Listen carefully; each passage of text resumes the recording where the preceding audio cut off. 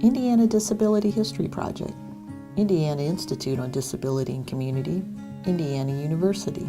Changes along the way. Al Tolbert. I spent 11 years in the service and 2 tours in Vietnam before I picked this piece of this medal up in Baumholder, Germany, in a vehicle accident, a training accident.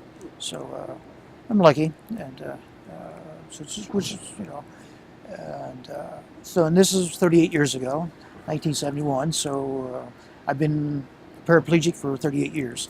So it has given me some experience to see some things.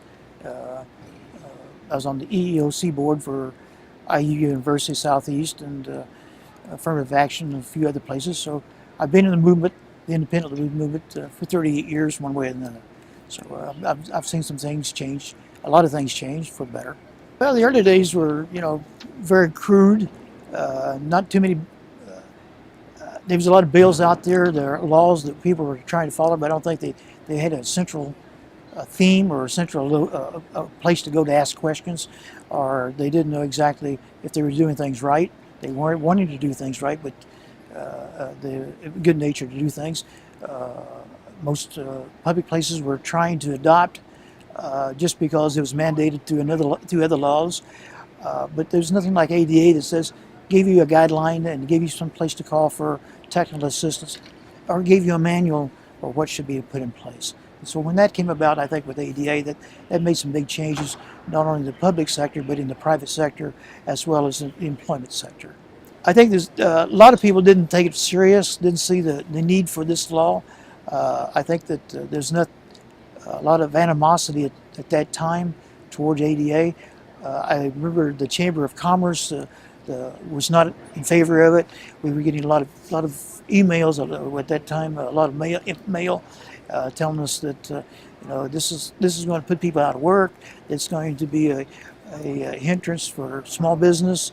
There's a lot of things there's a lot of negative output to that, and of course we see that ADA has been an asset to some employers and has actually increased their productivity. So it's not, we didn't put anybody out of business, and it didn't put anybody out of business.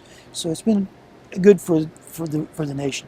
It's been an interesting life, an interesting movement also. I mean, if you see back 38 years ago and the changes have been made, the dramatic changes have been made, and a lot of laws have been changed, a lot of laws come in effect. ADA has been just one of several things that has made this movement move forward.